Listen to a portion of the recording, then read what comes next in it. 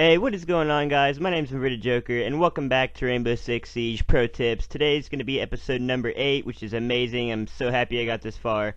And sorry for the non-consistent uploads to my subscribers, because we have been practicing for ESL and game battles, so we're going through a lot of pressure team-wise. And as a quick reminder for everyone that's new here, I do have a playlist featuring all my other Rainbow Six Siege Pro Tips. So if there's anything else you need help on, you'll most likely find it in that section, in that playlist. And if you can't find the topic that you need help on, let me know in the comments below, and I'll be glad to make a video specifically tailored to your needs. So with all that out of the way, the topic of today's video is going to be setups and collapsing. Setups and collapsing are two advanced strategies used by pro teams in pretty much every game you could possibly be pro in. Like Halo, Rainbow Six Siege, Call of Duty, any first-person shooter that is a professional played video game or a competitive first-person shooter. So a lot of people that watch esports and really enjoy watching esports, they don't truly understand what a lot of the pro teams are talking about as they're listening in to the in-game audio and chat. So a lot of times you'll hear people in professional games such as Call of Duty or Halo, I'm just naming a few, so if your game of choice isn't listed, don't be mad, but they'll hear over and over again, set up, set up, set up, set up. And what they're doing is, in games that you are able to respawn over and over again, unlike Rainbow Six Siege, is they're blocking off spawns. And what I mean by blocking off spawns, most of the time, when it is said set up, they're talking about blocking off spawns. I should say that. However, when they're talking about that, what they're doing is, they're setting up different people around the map to force the enemy team to spawn in a specific location. Now in Rainbow Six Siege, I can't really speak for all teams, but when my team is saying set up, we're strategically placing people around the map to make the other team do exactly what we want them to do and not what they want to do. So for instance, in this clip, my one job is to watch the bathroom and look through the bathroom into the room that they're defending. Our Glaz on the team is over on basement stairs, and he's watching down the hallway and he's looking into bathroom. That way, if anybody comes out into the main hallway, he can shoot them before they even think about getting to the bathroom, which means I'm safe as long as someone that's in the master bedroom doesn't kill me, and we have someone set up in the other bedroom, which is kid's bedroom. We also have one person in workshop. That way, we have every last single room and hallway covered on the upstairs. That way, we're forcing the enemy team to stay in on the objective, not push out and be able to get easy picks on the whole team. So we have every single angle covered, as I said before. And we all have different jobs. So Glaz's job is to watch that hallway. Person from construction's job is to watch the front door of master bedroom.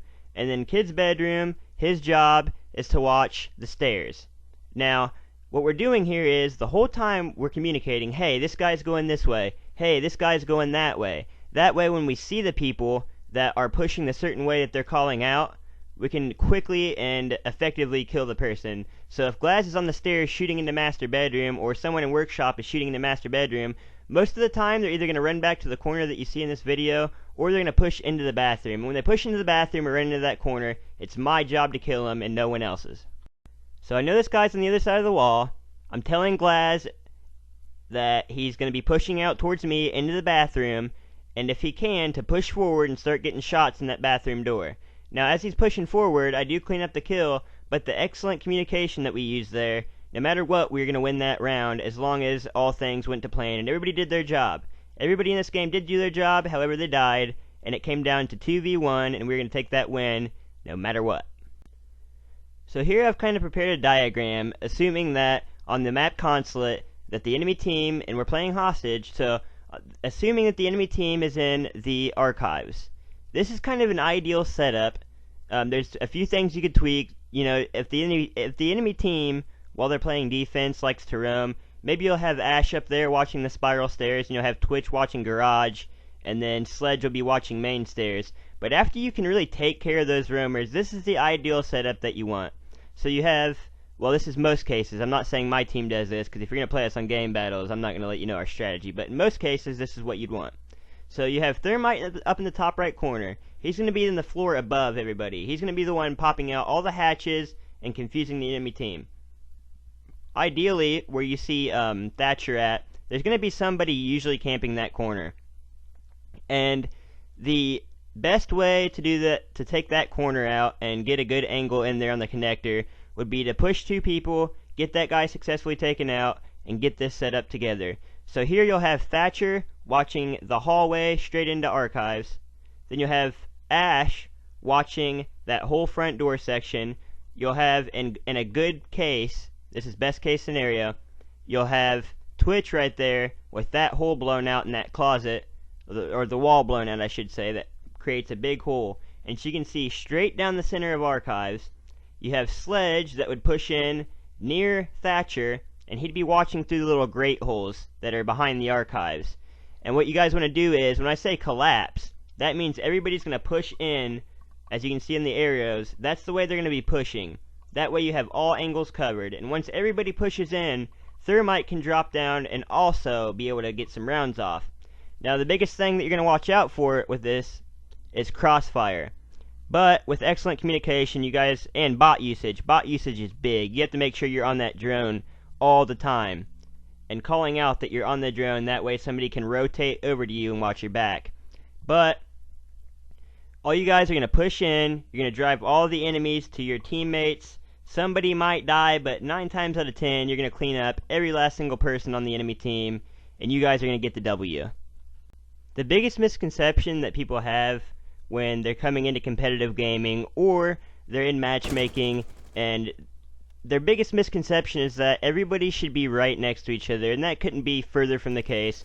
If your whole team has a good shot, like they can hit what they're shooting at, you're going to want everybody spread out. That way you can pick everybody from a different angle, because if you guys are all clustered up, all it takes is one C4 or one good round of spraying at you to kill you, and it never really works out.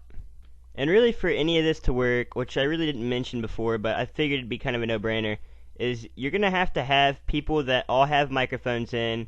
Generally, it's going to be people that you play with regularly, so you guys are comfortable with communicating and maybe even calling each other on bad plays, because you don't have to be an asshole, but it's just smart to, communicate with your teammates what they're doing wrong and what you're doing wrong, and you just get together as a team and really work out what you guys need to be doing. So you definitely, no matter what, have to have a mic in, and working a functional mic that everybody can hear you in, you can hear everybody else. You need to be able to communicate everything that you're thinking about and what your other teammates are thinking about to be able to do this. And you also have to develop your own strategy for every single map. Now, you can try the one that I gave you guys on Consulate. It's a popular strategy. A lot of people use it. But for it to be truly effective, you're just going to have to come up with your own strategies on how you're going to push. And everybody has a different playing tendency. So, some person might be really good at shooting. Some person might be really good at, camping out an objective if you're defending. The setups that you guys are going to use, and the collapses, depending on how many people the other team has and how many people you have, if it's 3v5 or 5v3, either way, it's all going to be situationally dependent. So you guys need to talk about what you're going to do in situations when you're down players, or when you guys can't do something, or when you can do something. All of these things are variables that you have to take into consideration. I just kind of wanted to shed light on what people are talking about when they're saying set up and collapse and move here and move there, and why they're doing certain things. And that's what our team does. And there's quite a bit of my subscribers, by the way, that know that I love to play with subs. However, I haven't been able to accept anybody's invite lately, so please comment out the invites, guys, for all of you. I'll love to play with you guys maybe next weekend or right before the weekend, but our team's been practicing our asses off for game battles and the ESL Cups. So, yeah, guys, the next video coming out is going to be roaming as a defender after the 2.0 patch, because there's quite a few differences that you're going to have to take into consideration while you roam after patch 2.0, because attackers can now spawn separately from their other teammates. You can't just figure out exactly where everybody's coming from unless you guys are really good on the cameras. You got to make sure that you check every last single spawn, but I'll get into that next video. Until next time, guys, my name is Invertedjokerr, and I'm signing out.